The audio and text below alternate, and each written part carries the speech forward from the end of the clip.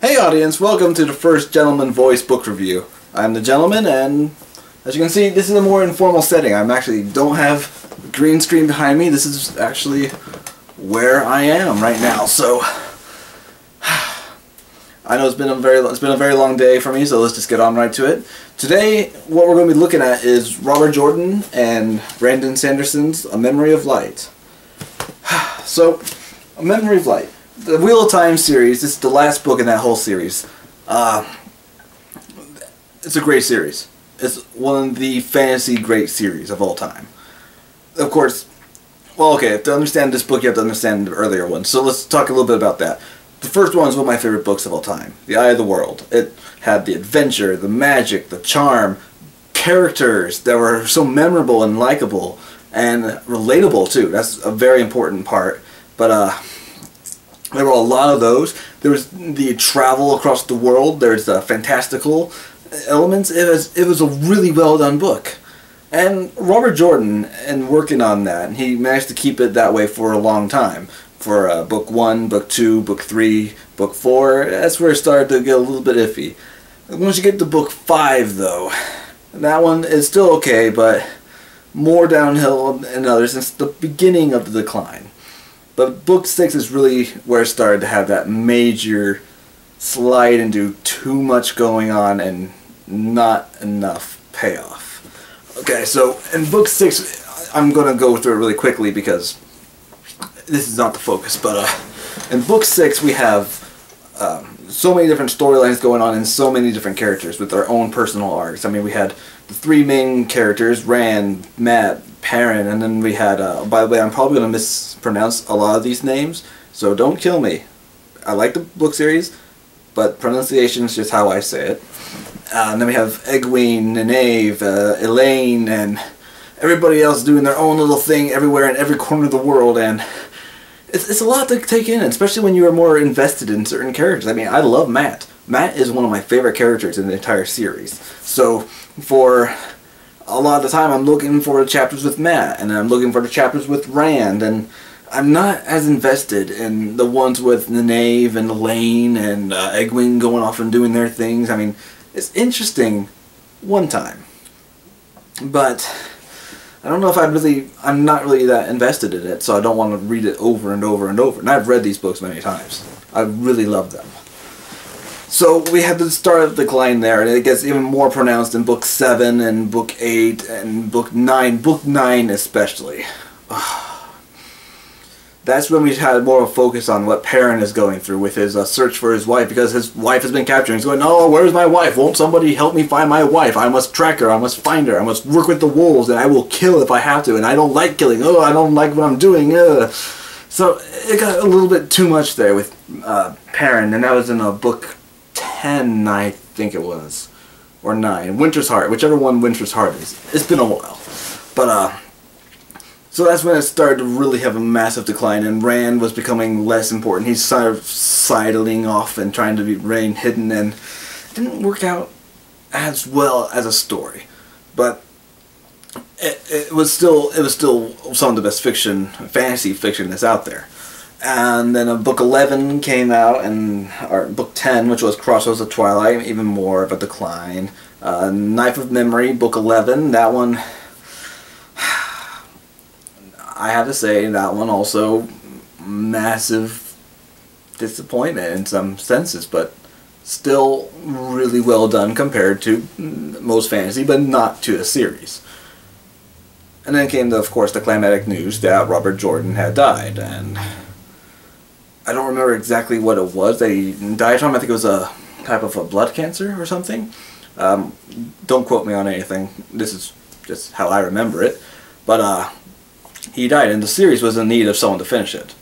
And the fans were wondering, are we even going to get someone to do this? Is there someone who can work with what Robert Jordan's dream was? That's where Brandon Sanderson comes in.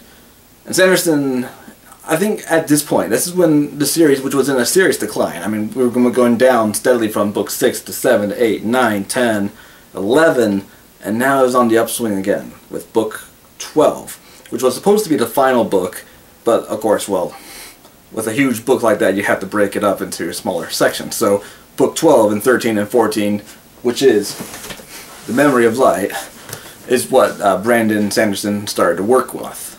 As I said, it's the beginning of the upswing once again, and I think that Sanderson's style, I mean, some people disagree with me on this, but Sanderson's style actually blended really well with Robert Jordan's. I actually might say it was somewhat of an improvement, and I know that might be sacrilegious to say, but some parts in Jordan's style always drove me a little bit crazy. I wasn't too keen on it. Now, granted, there's that in Sanderson's also, but with it being melded to Jordan's style, it's not so in your face. It's more subtle and not as bad. Actually, I think it complemented each other very well, because Jordan has his description of scenery. Sanderson, I think, is a little bit more straight to the point. So they had to work together to make that image work based off of Jordan's notes and Jordan's scenes that he wrote, and Sanderson's own way of fulfilling the dream. Okay, so enough of the history. Let's get right into this. And I'll say right away that there are some things I really did not like about this book, but for the most part it was a good read. So let's go ahead and start with the beginning. I'm not going to give away spoilers as much as I can, but there are some parts that I have to talk about. So I'll try my best not to give away too much, but I'll just give away a little bit here and there. And this is an assumption that you've read the other books of the series, or that you are going to, hopefully. So it begins, and right where the other one left off. We have Rand and everybody else on this big battlefield in Marilor or something like that, and they've all got their own armies. Rand's got his camp of people who are supporting him because he went to the Amerlin, which is Egwene now, in the last book, and said, I am going to destroy the Dark One's seals, release him to the world, and then I am going to defeat him. And everyone's going, no, you can't do that. You don't do that. You do not release the Dark One. You can't do that. So Egwene has her own camp of followers who are there to stop Rand from doing that, and then you've got the other people there who are just there to see what goes on and choose a side once they get along, or once it starts to happen. But they're having this meeting, and Rand saying, I will not fight the Dark One unless you sign this other treaty that I have right here. It's got these rules saying that you can't have wars. It's pretty much the UN if it was really more effective than it is now. It's a total permanent alliance of defensive pacts that you can't break, and it's the utopian dream, pretty much. But they're all saying, well, we've got these Shan guys down here who, they don't sign this, not going, we can't really keep to that, and Rand has to agree that, okay, fine, if they don't agree, then you can't be held bound to it, it's null and void. But this is actually my favorite part of the book, so I'm just going to talk about it for a little bit longer. But no one still agrees with breaking the Dark One's seals. No one likes that idea. So Rand is about to go off and do what he wants, which is pretty much not do that, when Moiraine, who was out of the entire series before, but it came back when Matt saved her at the end of the last book, the Towers of Midnight. At the Towers of Midnight, Matt rescued Moiraine, and Moiraine now shows up at the meeting to talk to Rand, and she pretty much convinces everyone this is how it is supposed to be. Rand is not entirely wrong, but he's not entirely right, so we gotta do it this way. And everyone kind of falls into line, they accept that, and go, okay, yeah, that's a good idea. And this is the most relaxing part of the book. After that, all hell breaks loose. So, that was my favorite part of the book. I really loved how the dynamics of the meeting went. It was really well done. It's better than I'm explaining it, at least. But, then after that, we go right into the last battle. And it's not just a battle, it's the last battles. We got a battle here, we got a battle there, we got a battle here. There's a battle and a constant war going on in Andor. Yeah, Andor, where Elaine is the queen. And then there's a lands fight up at Tarwin's Gap or something like that. And Egwene has her own battles going on in the Borderlands, and Rand's doing whatever he wants to do, and he's getting ready to go to Sheol Gul and fight the Dark One there. But, in all truth, my throat's getting a little bit sore there. In all truth, after that there's also the battles going on at the Black Tower, but in all truth, there's just a lot going on. And there's so many characters. This is something I knew was going to come back to bite Robert Jordan from the very beginning. The characters. There are just so many. I mean, we counted up every single character important to the story, there would probably be close to 40 at one point, maybe. And that's one of the problems, because there are so many characters, and this book is no exception. There are so many characters in it that the lesser characters, some of your favorite characters, will be kind of left out. That's one of my main problems with the book, because there's so many characters, and then some of them get short shrift. I mean, Warren, she shows up and she does her little spiel at the meeting, and then after that she just fades into the background and you never really interact with her again. Which is a shame, because she was a great character to begin with. But to just bring her back from the dead just so that she could go and say, well, this is how it's got to be, and everyone agrees with her, and then that's it. Give us a little bit more. A little bit more. Tom, Maryland, the great gleeman, well, he spends most of the time sitting on a rock and composing his ballad, and that's it. So a lot of the minor characters who were fun and they were major at least at one point, they're not so anymore. And it's a little bit sad, because some of those characters were amongst my favorites. But like I said, we got all these battles going on, and all those battles, and it's a lot of battle. I mean, there's maybe 50 more pages, because the meeting ends at about page 200 or so. There's 50 more pages or so of downtime. The rest is battle, battle, battle, battle, war, war, death, blood, guts, people dying, horses. It got really, really heavy-handed on that. There's even a 190-page battle chapter called The Last Battle. Okay, Memory of Light? No. It should be called Tarmangaden. That's what it is. It is Tarmangaden. The Last Battle.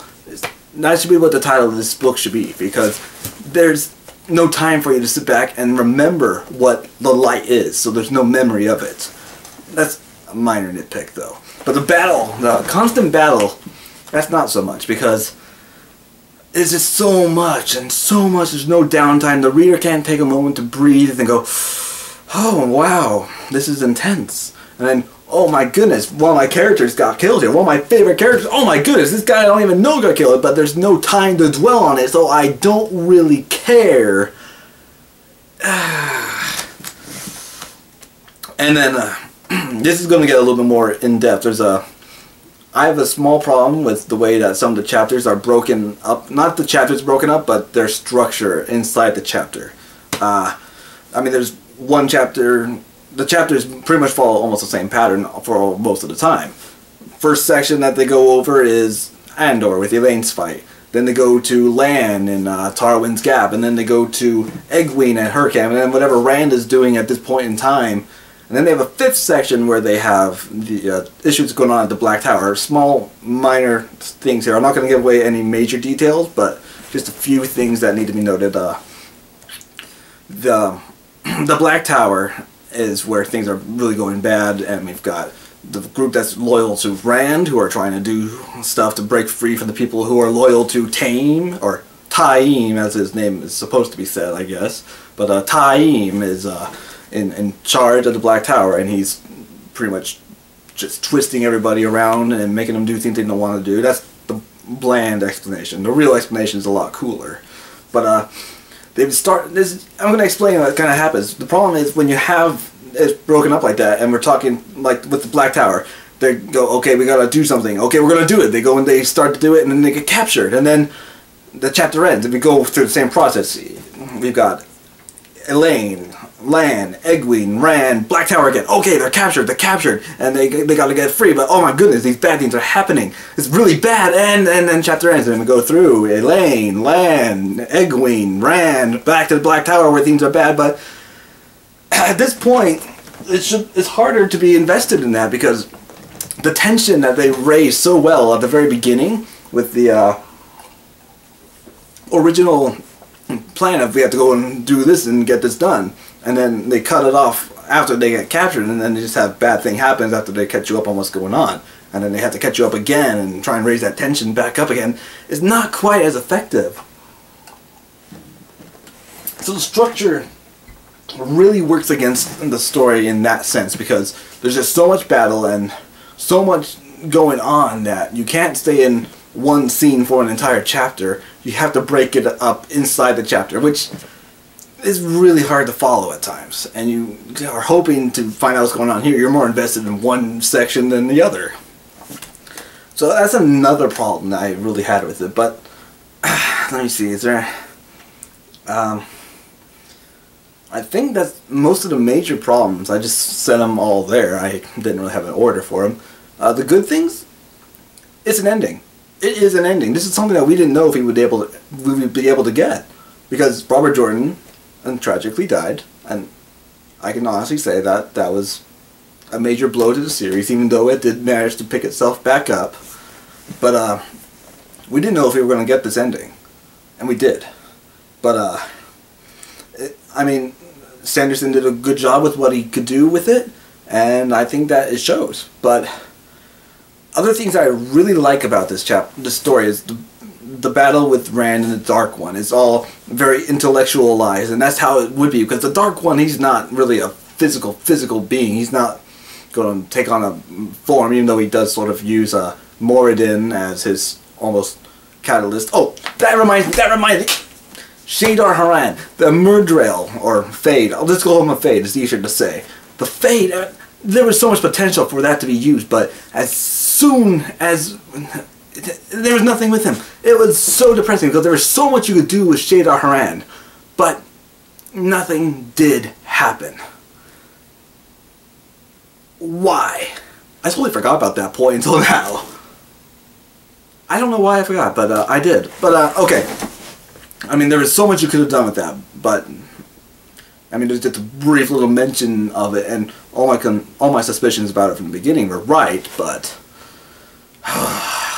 so the Dark One, back on track. The Dark One does not have a physical body, so it's all an intellectual fight between Rand and the Dark One, and it was really well done. I mean, for what it was, they managed to show it in a very interesting way, and props to you. That was really well done, Sanderson. Well done. But, what else did I like? I know I enjoyed it.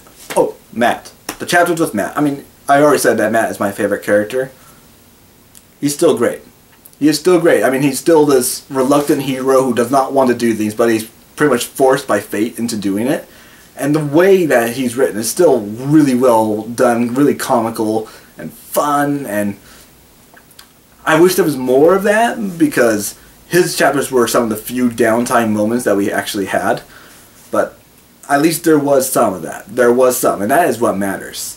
But